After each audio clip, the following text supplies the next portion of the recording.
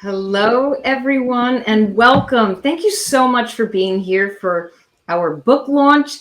Daddy, Are You Listening? It's our third book in our series, and I am here with my favorite co host, co author, and my husband, Mark Scribola. Hi, everyone. So, this is our celebration, and we can't thank you enough. Give a shout out, let us know where you're coming from, that you're here. And just to let everybody know, we're going to share a little bit about our book journey first. We have a guest listening panel, it's our dad panel. But if you have any questions, just put them in the comment section. Hey, thanks, Keith. I see Keith Hayes is here. He just gave us a congrats. Put your comments, whether it's a shout out, a hello, your thoughts around listening. And if you do have a question, we'll be taking questions toward the end of the broadcast. So let's get started. Mark, clearly Yes. we didn't expect to be children's book authors. Maybe you could share with everybody a little bit how we got started on this journey. Yeah. So we lost our daughter Noelle back in 2018, and I was looking for a way to honor Noelle's memory. And a couple of years later, my dad passed away, and I remembered him always reading to Noelle, especially putting her to bed, reading to her before she went to bed. And I said to Deirdre, "What a great way to honor Noelle would be to write some children's books." And as a matter of fact, my original thought was this third book, Daddy, Are You Listening? But when I told Deirdre, she just ran with it, and now we're 3 books in. That's right. Well, yes, 3 books in, and we both knew that there's something about sitting with your children, understanding them, feeling what they're feeling. There's nothing more precious than reading. And everything stops. Have you ever noticed that when you have a book and you're reading or your child's reading, that there are no distractions? So that's what we wanted to do. We wanted to bring this in the home. And when we wrote these books, we also knew that there was something very special about Noelle and her relationship with the College of New Jersey, TCNJ. And we are in collaboration with them. Mark, maybe you could share about that. Yeah, so in 2016, Noelle won the Outstanding Research Scholar Award in the psychology department at TCNJ. And then in 2018, they renamed it the Noelle Scribola Outstanding Research Scholar Award. So we teamed up with TCNJ, and now for every year, there's 1 or 2 winners, and all the proceeds from the book go to support that winner. Yeah, so we're working with TCNJ, the psychology department, so that those students, whoever is the recipient, whether it's 1 or 2, they can further fund their research in psychology. And as a matter of fact, tomorrow night, we are meeting the recipient for this year. So we're thrilled about that, and we really love this collaboration. I see Patrice got in. Hi, Patrice. Love back to you. Thank you so much for being here. Well, I think at this point, we can bring our dad panel in. So we decided in the spirit of the book, Daddy, Are You Listening? Another whisper from Noelle. Wouldn't it be great to have some dads come and share listening stories and best practices, whether it's in the home or even in the workplace where it's getting really hard to listen. Our panel is made up of dad and professional rock stars. I'm just going to say their names and what they do, but please, I encourage all of you to connect with all the dads, including Mark, who's a rock star, on LinkedIn to get to know them and to learn more about them. So first off, we have Richard Bistrong, who is the CEO of Frontline Anti-Bribery LLC. And here's Richard. Welcome, Richard. And next we have Ken Jacobs, who is the principal of Jacobs Consulting and Executive Coaching. Here comes Ken. Hi, everyone. Nice to be here. Great to have both of you here. And we're going to pop in Martin Waxman, who is a LinkedIn learning instructor and a digital strategist. And here is Martin. Hello, hello. Hi, everyone. Welcome, welcome. Well, it's great to have all of you here. we have one panelist who may not be here. Hopefully he will make it. Jason Malika. We'll see as the evening goes. But until then, let's get started with a little storytelling around listening. Mark, why don't you kick it off? And if you would, share a moment of listening with the children, the kids, whether it was one of those really good listening moments or a not so good moment. Yeah, and hi, Wendy. Welcome. I see that she just Hey, Wendy. put a comment in. And yes, so this brought a lot of great memories back, this question. And the one I really remember is when I would be working in my office at home, the kids would just run in because they were excited about something. It could be their Play-Doh or anything that they were doing. They would run in, they'd jump on me, and we'd be bonding together, and they'd be telling me about whatever it was, and I'd be asking them questions, and we're both very excited to be there. And all the kids always did that. It was great. Back then, we didn't have Zoom and all these other things, so when they ran into my office, it was not an issue. But today, it's a little different. But back then, it was very exciting to have that happen. Well, that is definitely a precious moment, and you can't get those moments back.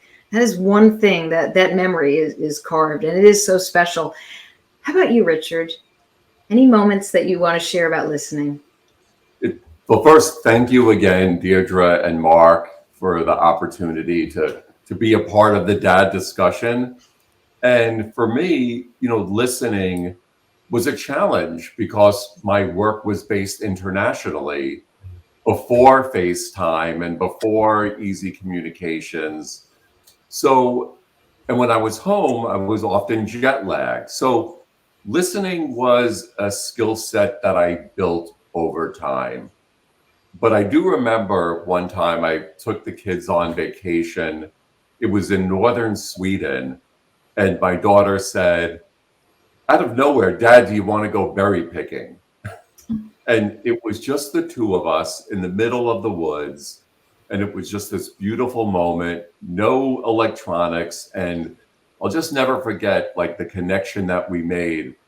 And I would come to appreciate later that there's passive listening as a dad and there's active listening as a dad. And I think that was one of my first moments to appreciate what active listening really meant. That is beautiful. Thank you. Thank you for sharing that. That's quite a moment. And the quiet that you get in nature, there's nothing like that. How about you, Martin? Well, I don't know if this counts as listening. I think of it as listening because I also think of listening as understanding the person and trying to get into their headspace. So when I started doing publicity, I used to have my own office, and I had a drawer in there that I filled with candy called the candy drawer. My kids, even though it's 20 some odd years ago, they still remember that, or my adults remember that. And that was one thing they always looked forward to. They knew they could expect that. And then when I changed roles and started working for a corporate PR firm that was kind of buttoned up and we had to wear suits and ties and things like that, I wasn't able to have that candy drawer in my office. And in fact, it was a lot more subdued when my kids came to visit, which was, it was infrequent.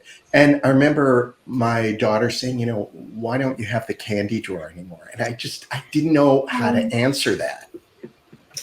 But that was a good sign that it was time to leave that agency, I think. Yes, her signaling you, where's the candy drawer, Dad?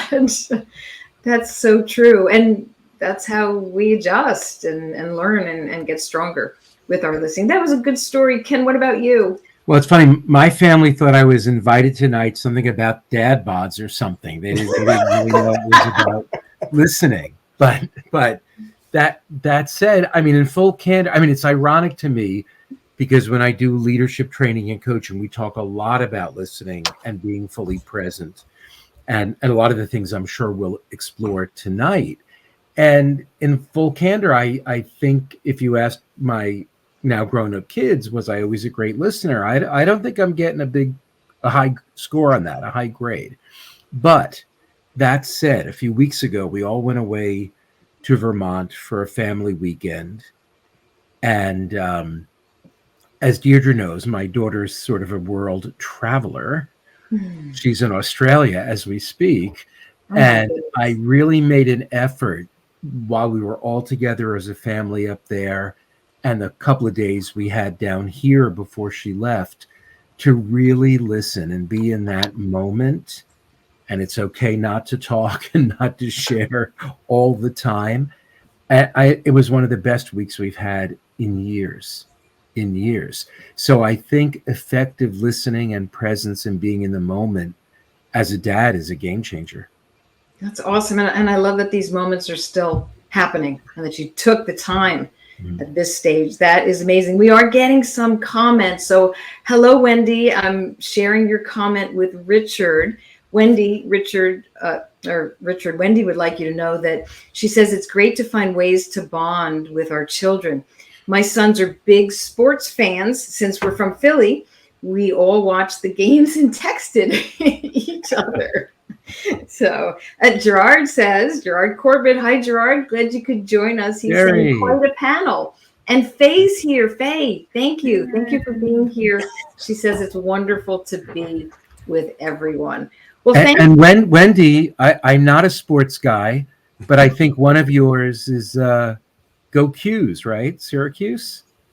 I can't see her comments. You'll have to tell me. We'll have to see if Wendy, let's see. Wendy must be typing. I don't see it yet. Okay. As soon as it comes in. And Keith Hayes says, one of the most sincere forms of respect is listening. Forget the exact quote, but great advice all around. That is true. When you listen, you are showing respect, and people appreciate that. Because if you don't listen to them, why should you expect them to listen to you as well? So all good comments, great stories, dads. And let's get to question 2, which I'm going to direct to you, Richard. Did listening, honing those skills, did that begin in the home to help you at work with your colleagues? Or was it the other way around? Working with your colleagues helped you to hone your listening skills at home? I think the experience with my children helped me to hone my professional listening skills. And where the two met and continue to meet is to be present, as we've been talking about. And, that's speaking metaphorically and physically as well, and practically. Like tonight, before our discussion, clearing my desk, making sure anything that can distract me is off, that I'm not distracted or looking at other objects. So I really learned that to be present for our children, we need to be undistracted. We need to be focused, or let them know that now's not the right time. I've learned that as well. When I get a call from my daughter, that the natural inclination is to answer it. She might have the most exciting thing in the world she wants to share. I'd rather say, can we, bookmark that and let's talk about it around lunchtime where I can really listen to you, but I just want to make sure that everything's okay. And I've taken that into my client work. So when I'm working with my clients, everything's off.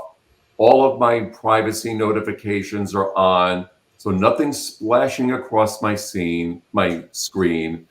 And I even have this little card that's right above my lens. So here's the secret sauce that says, pause to listen, center on the discussion, be open to the discussion, be alert, and connected. And as I'm looking at the camera lens, I'm always looking at that sign to remind me, not so much on the phone with my children, but when I'm working with my clients is to be there for my clients. So my children have really helped me in that journey. No, that is true. That is the secret sauce, having that reminder and knowing what you're learning at home, you're honing in the office. And your clients, I'm sure, appreciate this so much, because how do you solve problems? How are you strategic if you're not truly tuning into what's going on with them? So thank you for sharing. Any other comments around that listening, Yeah. whether it's home skills go to work or work skills go home. Yeah, I've Richard takes it to a next level, but I do the similar things. It says focus. I have a little sticker as well, Richard. It says focus on the task at hand. Listen, and the same thing. I really didn't have to start at work prior to COVID, right? We were in the office working directly with people, and it didn't matter that much because you're face to face. But now you're always on a video conference. I have 3 screens up. I have my cell phone. I have MS Teams pinging me. I have email alerts. Like you said, you got to turn all that off. But sometimes you forget and you get distracted. So you have to have those little notes, and you do it. You do the right thing. You take it a lot further. I'm glad. I'm going to take some of those tips. Those are really good tips. And Richard, do you have a smartwatch or a watch that pings and bangs? Because Mark does. And that's a tough one because that's even when he sleeps, he has it on. I do, and I would never dare to wear that when I'm speaking to a client, because that would yet be another piece of technology to drag me in the wrong direction. Yes, no, I hear you. I'm free of that. That's why I have sleep. I have sleeves, and that keeps me from the old sleeve. So you just tuck it in, Martin. Yeah, I just keep it under here, and then occasionally. But I think what both of you were saying, Mark and Richard, really resonates. And I don't want to make any judgments, but we're all battling against this thing. Oh gosh. Really. And I see so many young parents, and my kids grew up in the age where the flip phone was the latest technology. So we didn't have the same kind of distraction. You weren't always pulling it up. But I see so many parents walking down the street. They're with their kids are saying something, and their eyes are glued to the phone. And I think I probably would have done that myself at the time until I walked into a wall or something. Mm-hmm. But it's really important to prioritize who you're listening to. And that goes with what you're saying. And this becomes not quite a person, but a thing that competes for our attention and often gets it more than the person in front of us. I think that's really... It's a big learning to be able to put your smartphone away or turn the notifications off and just focus on the person in front of you or the people in front of you.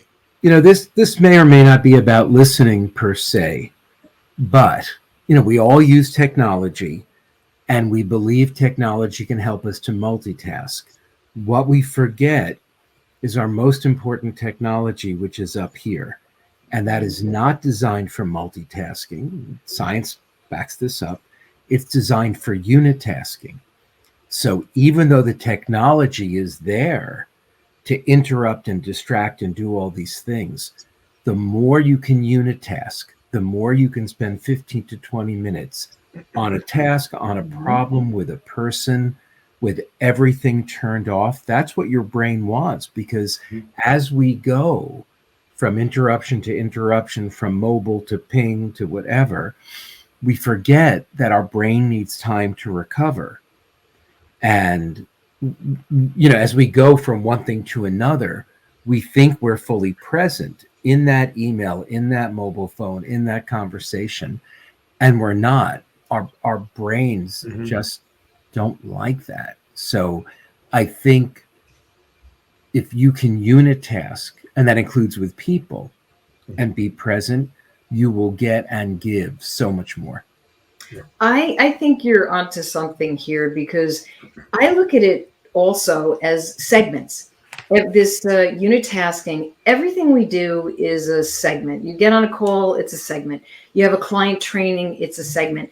I carve out time in between each segment to get my brain a little recharged, to calm down. I do mini mindfulness breathing exercises so that when I go into the next segment, and I also intention forward to say how great the segment's going to be and to bring my learning and positive attitude, that it sends a kind of energy, but it also resets me. And I completely agree with you 100% on that note.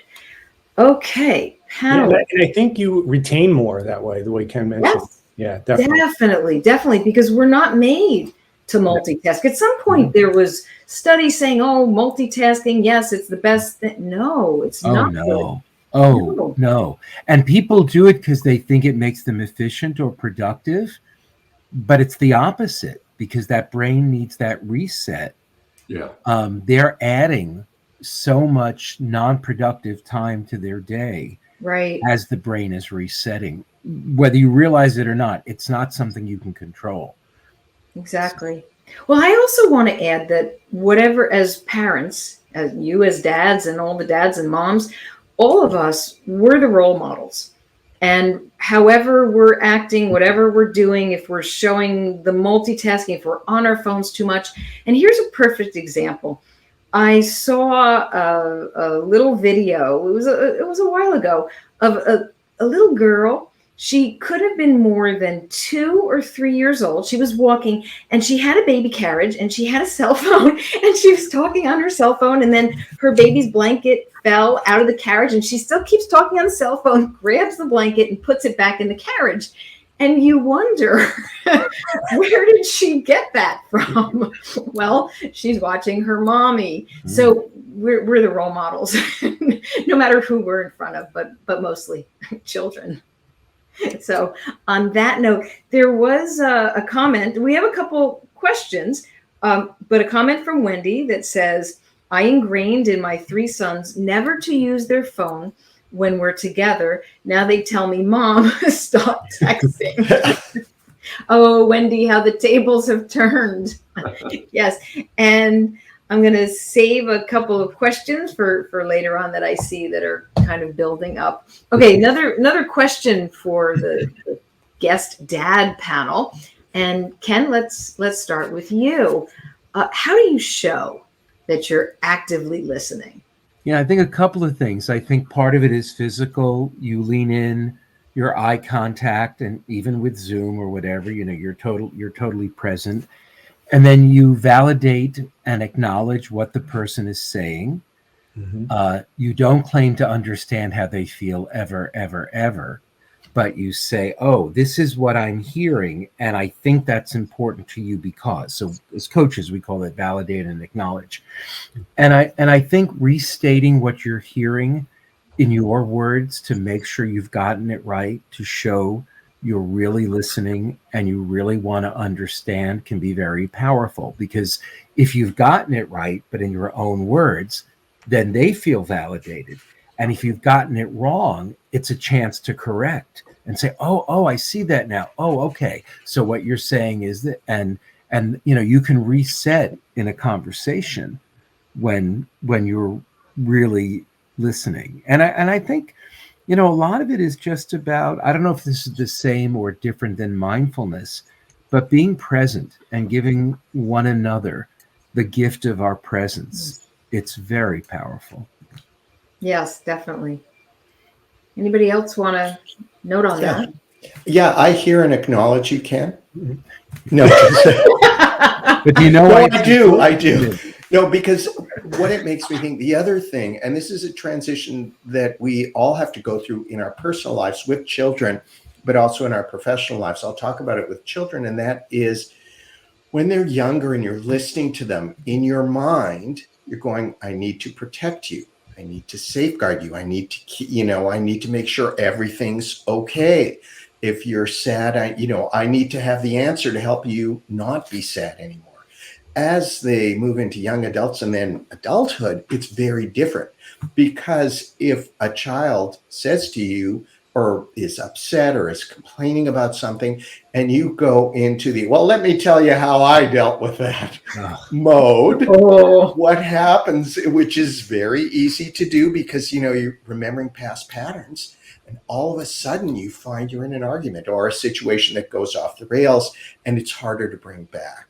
So that's something that, I struggle with. Mm-hmm. Just listening, and to your point, acknowledging, listening, but not trying to solve. I think if we try to solve before we're invited in, that can really backfire. Backfire. But we always try to solve for our kids. I agree. That's hard. Very hard. Yeah, it's hard to sit back and just listen and hear them and not react and say, well, this happened to me. Let me share my wisdom. This is what you can do. That component of just being somebody who they can bounce their thoughts off of, their fears. You take it in, you're a bumper, your guidance. If they ask, different story. If they say, please tell me, what do you think I should do? Different story. But when you go in and solve, that is a fight waiting to happen. And can I add to that? Sure. We give people so much more power when we ask an open-ended question, because the part of the brain it lights up. So sometimes they come to us because they're afraid of making the wrong answer, or they feel powerless, or they're not sure. And a gift you can give a child, an adult, someone a childlike adult, just say, well, what do you think's the right way to go?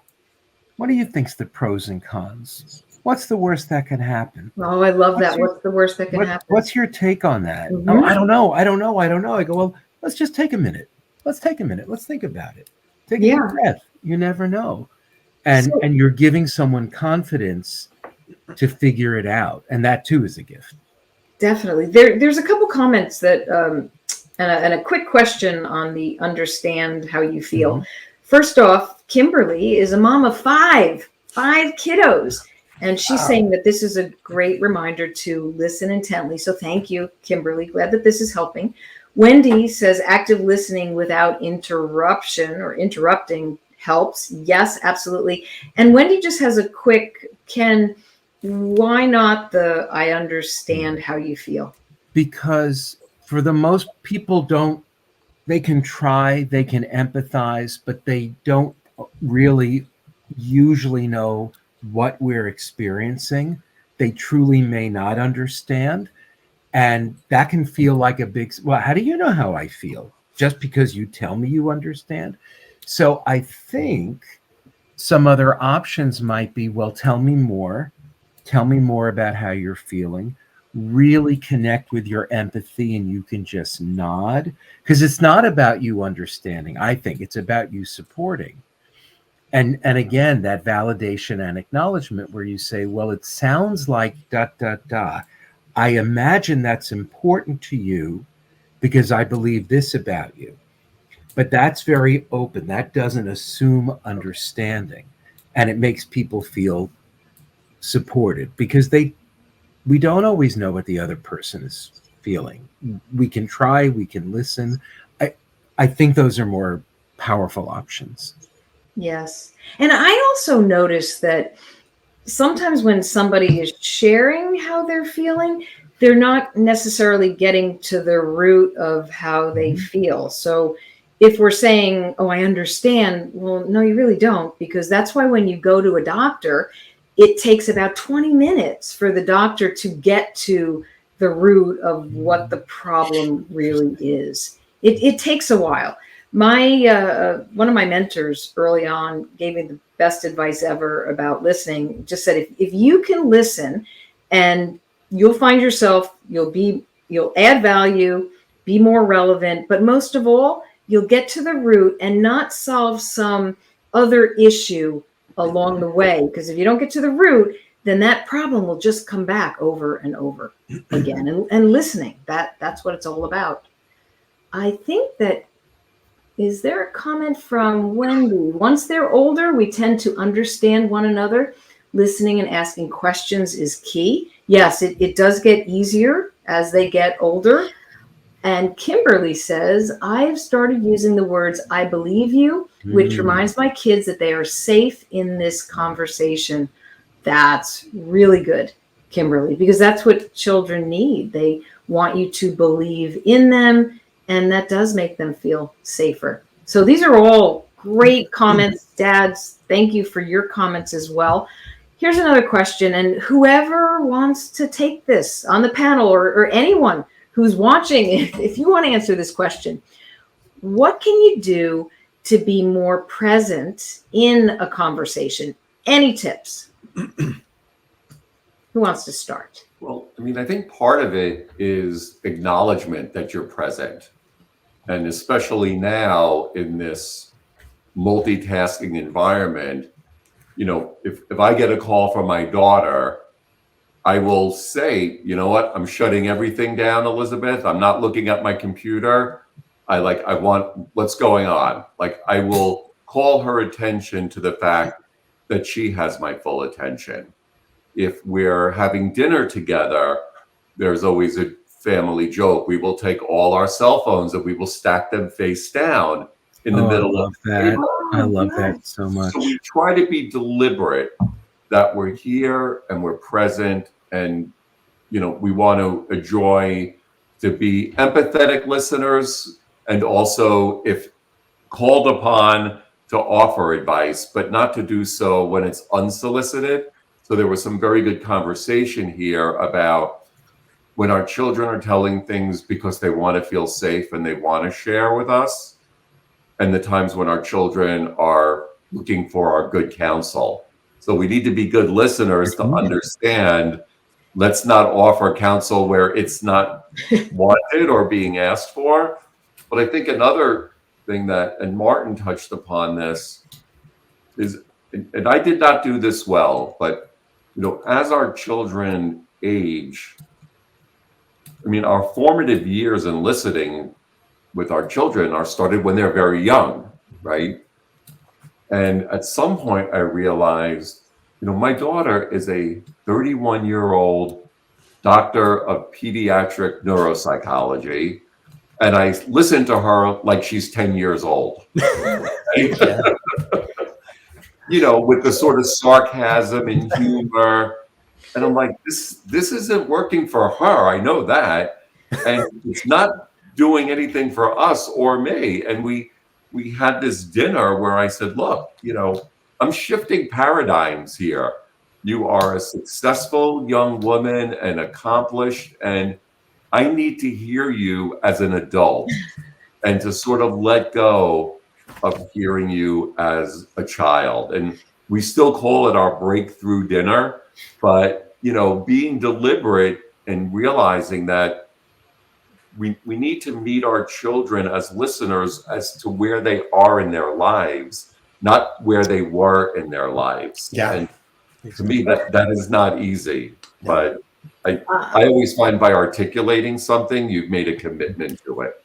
We tried I requested the no mobiles at Thanksgiving years ago, and I was summarily shot down. Wow. Summarily shot down. And I think the thing we have to remember, it's not just the phone per se, I think, but it's social media, which is, I believe, correct me if I'm wrong, designed to be addictive.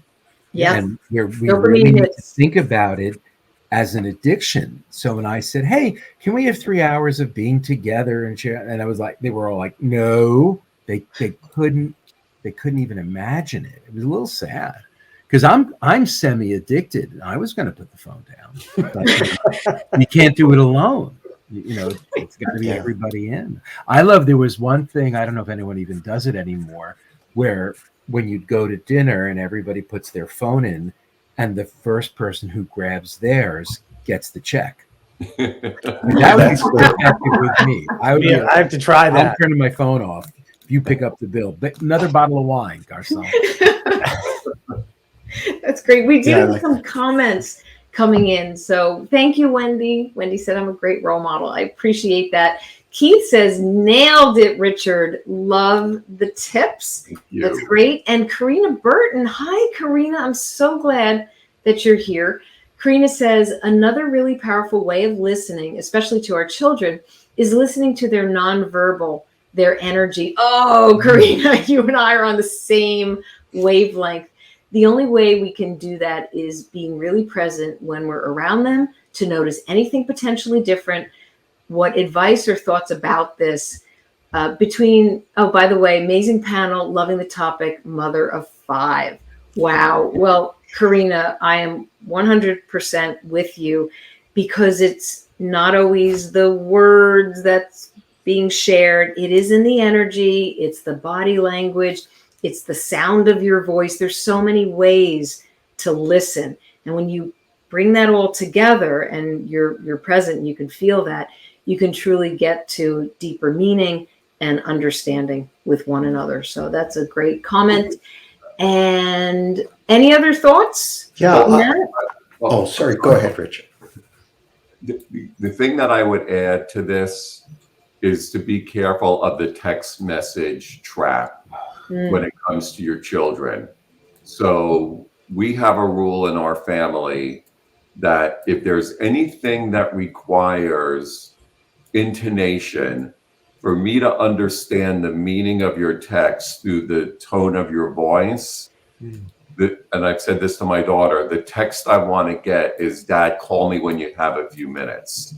So it's one thing to say, I'll see you on 5th and 45th at 7 o'clock. But if it's anything that can be interpreted in multiple ways through the sound of your voice, please do not text that. Right. And that also provides for a very healthy pause, not to text in the mood of the moment. And it gives everybody a chance to unwind before we can talk.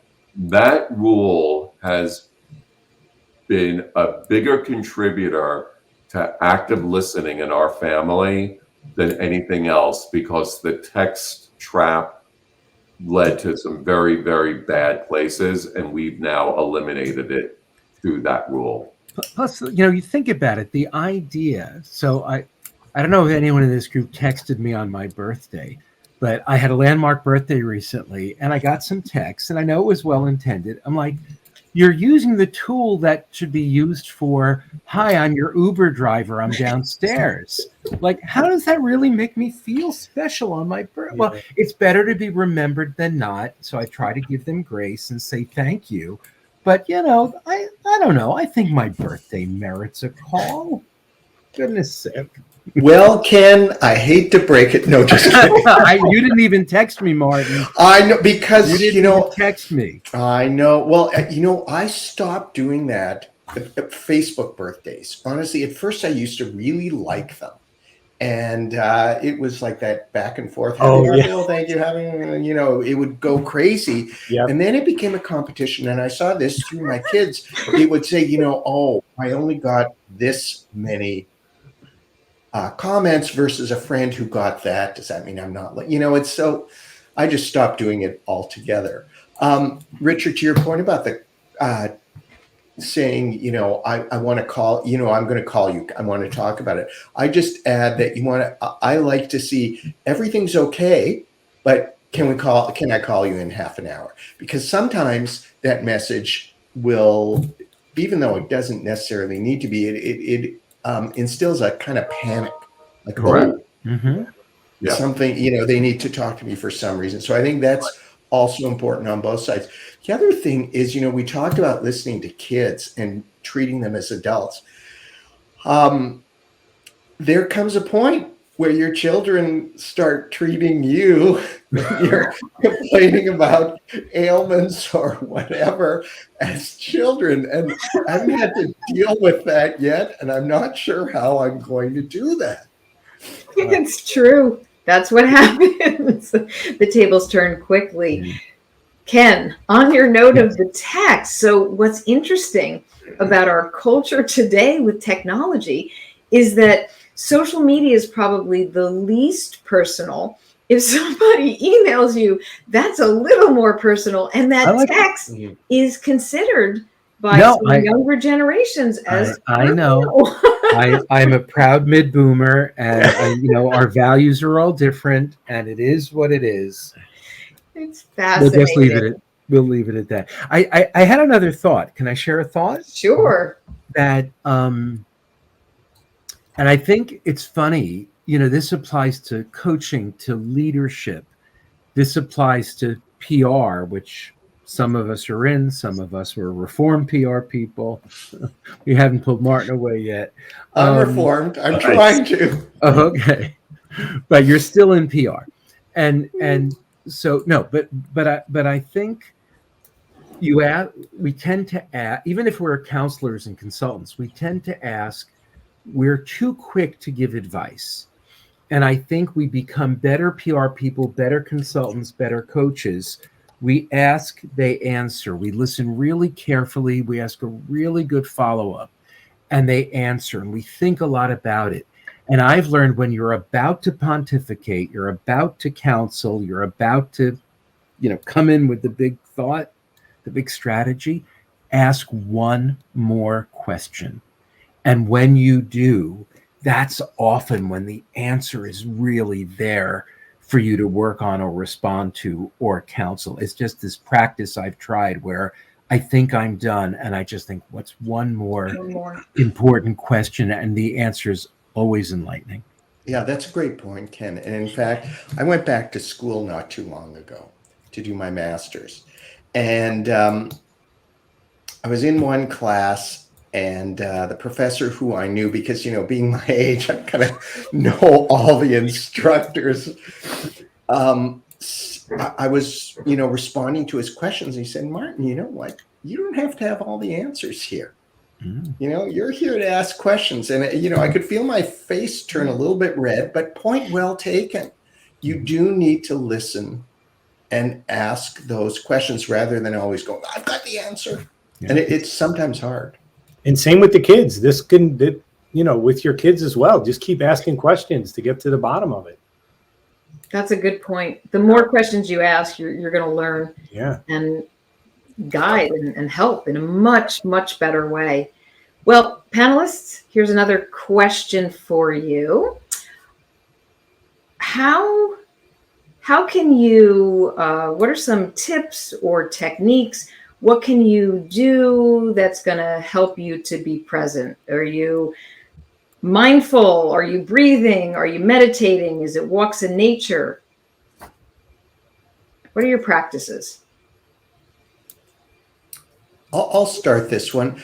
I think one is to get into the world of the person you're with, or try to as much as you can. And this is something with children that's hard. You need to head somewhere.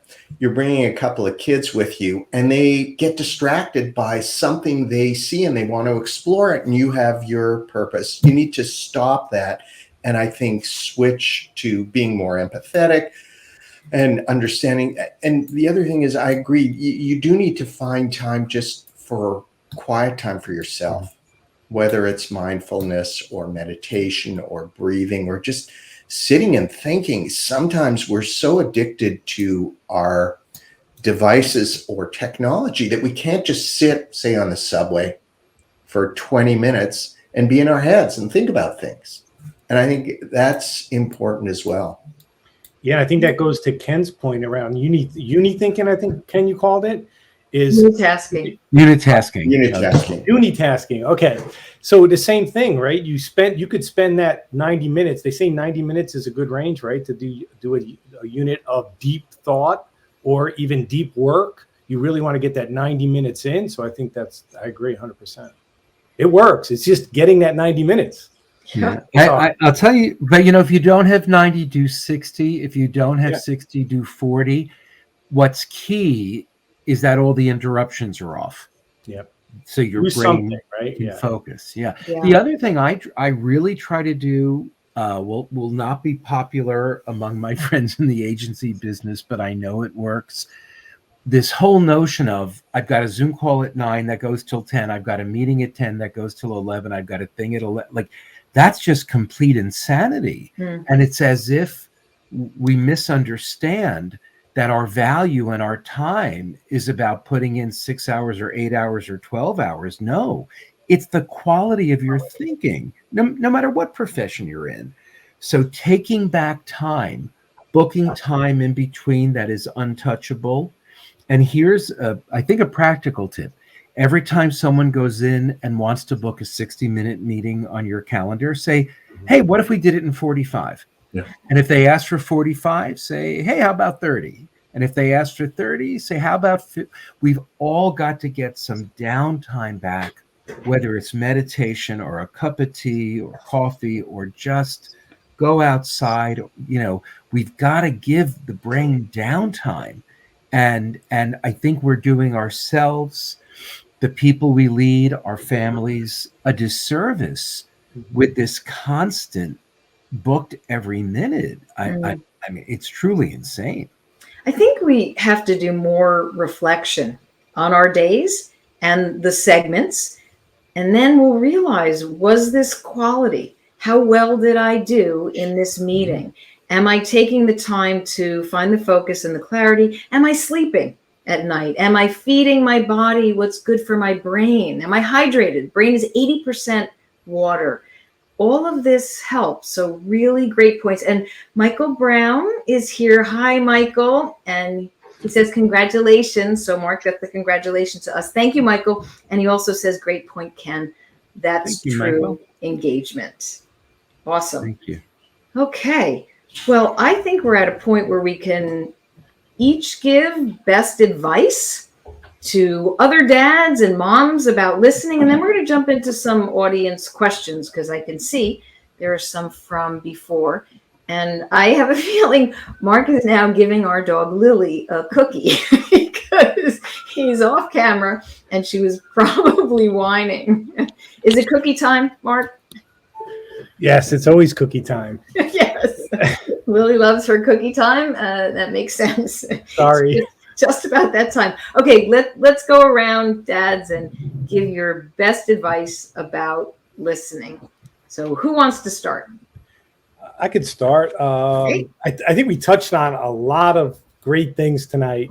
And it's, again, I think it's about carving out that time with your child. We've talked a lot about our phones, our cell phones, which are always with us.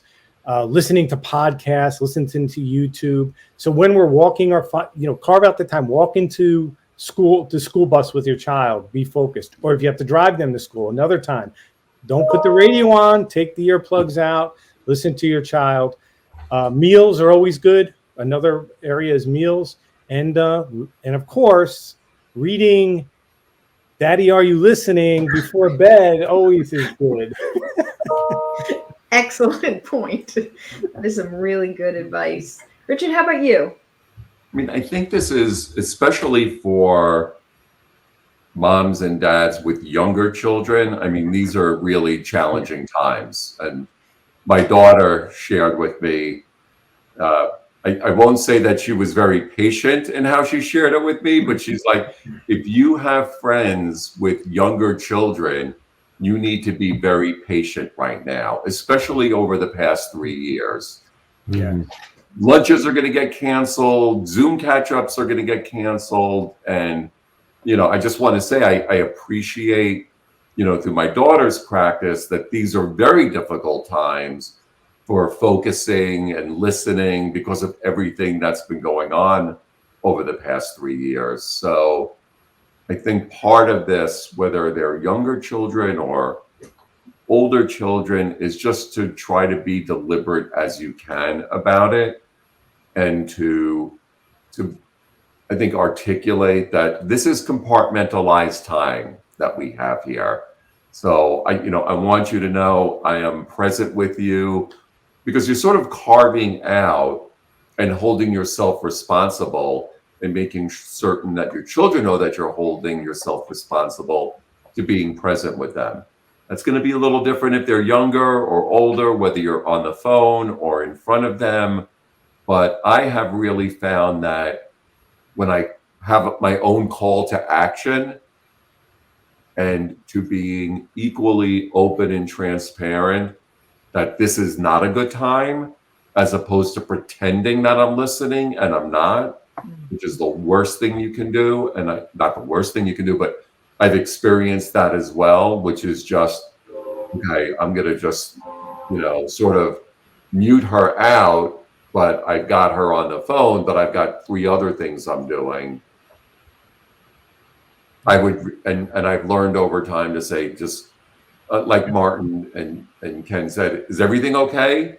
Yes. Okay. Can we talk at lunch? And because I really want to hear what you have to say. So I have just found compartmentalizing it, being present, being deliberate about it.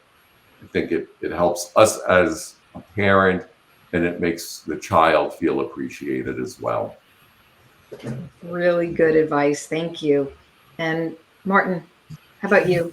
Yeah, well, one, I'd agree with all the advice so far. And Mark, great little plug there.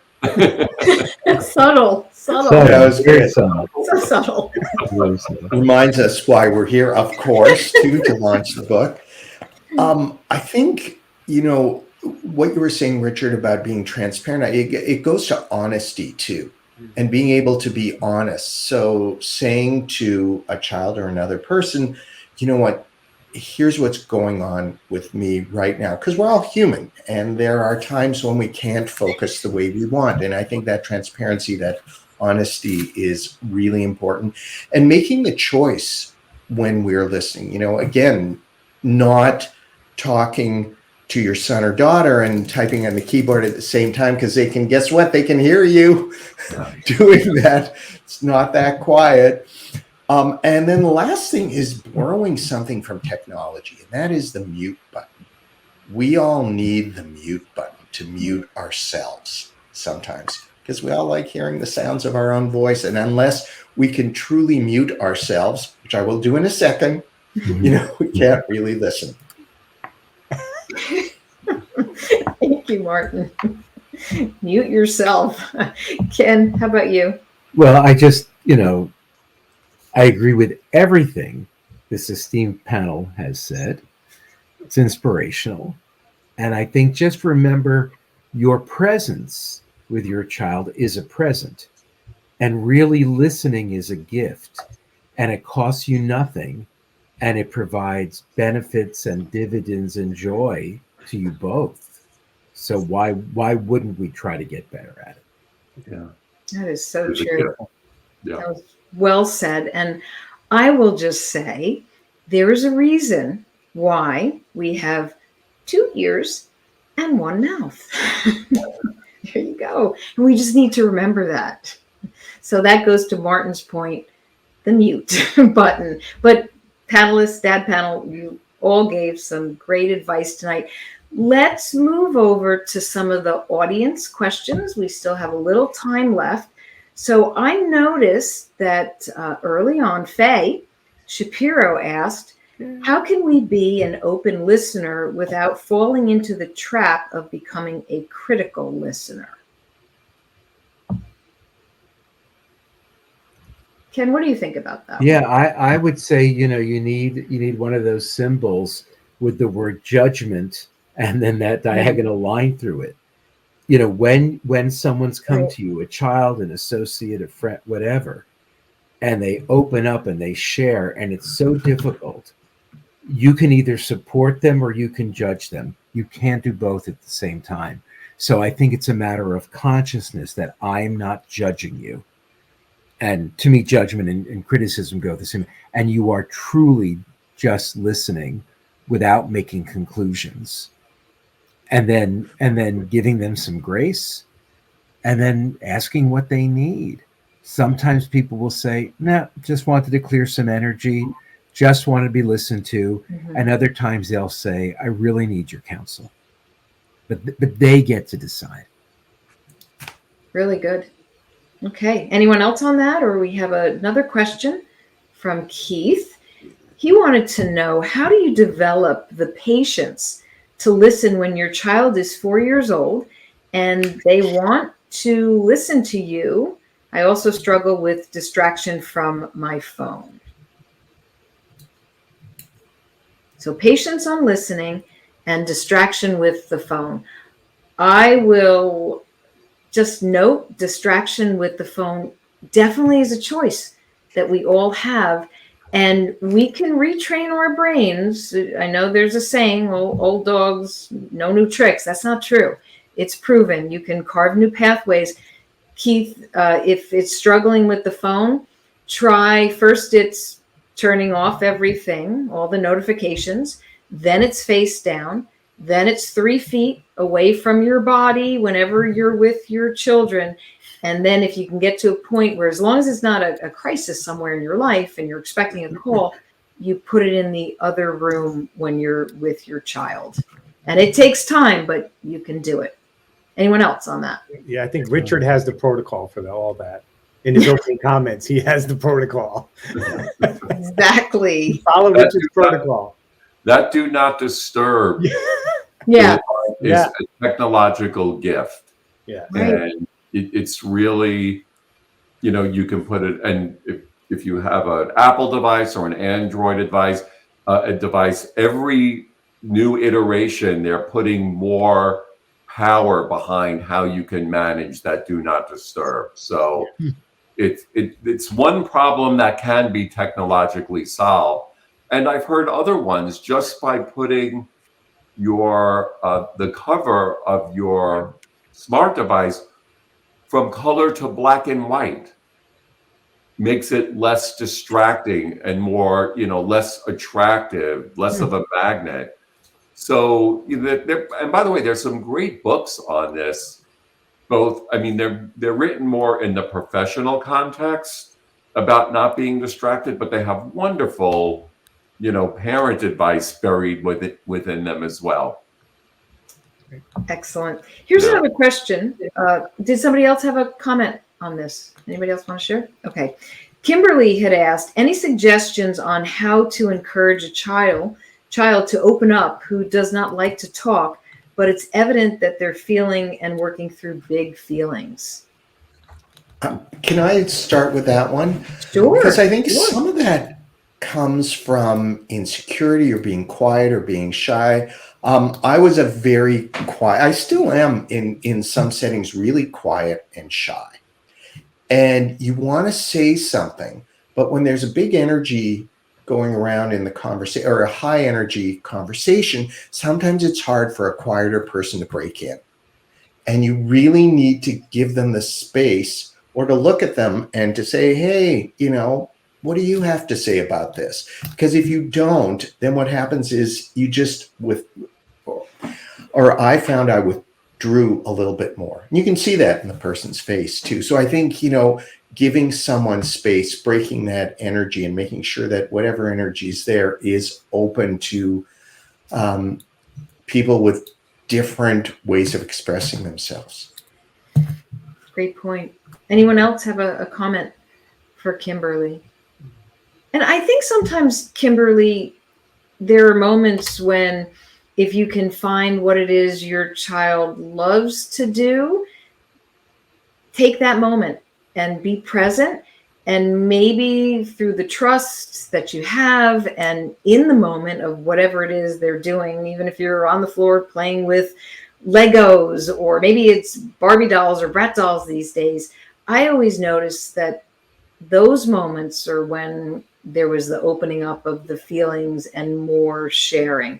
It was in their territory, on their turf, feeling comfortable, and you just have to be present. Yeah. I think in the moment that Kimberly mentioned, what's coming up for me, are some powerful words like, well, whenever you're ready, I'll be here. There's no pressure. Right. You as the parent want to talk about it in the moment because you want to solve it if your child's hurting. But there are times we just have to know when they're ready and to let them know that's okay and you're there for them. Right. No, that's a great point. Okay, I'm looking. Are there any other questions? Well, I think we have covered them all. We are at the top of the hour. There's 2 minutes left. I just want to thank all of you for being here. Guest Dad panel, you're awesome. Your listening advice and practices and stories are so appreciated. And to all of you who tuned in, thank you. Thank you for coming out. We know it's crazy busy. There's a lot of distractions. So spending time with us means a lot. And we hope that you enjoyed the discussion. And Mark, where's your book? Your book. And remember, Daddy, are you listening? Is a great way to hang out with your children if you have young children. And you can go to our website. Yes. Yeah, awhisperfromnoelle.com. That's right. If you want to learn more about the book or what we're doing with TCNJ, please go there. Everyone, thank you so much for being here. And that's a wrap. Yes, thanks, everyone. Thanks, Mark. Thanks, Deirdre. Great Bye, to say so everyone. much. Thank you.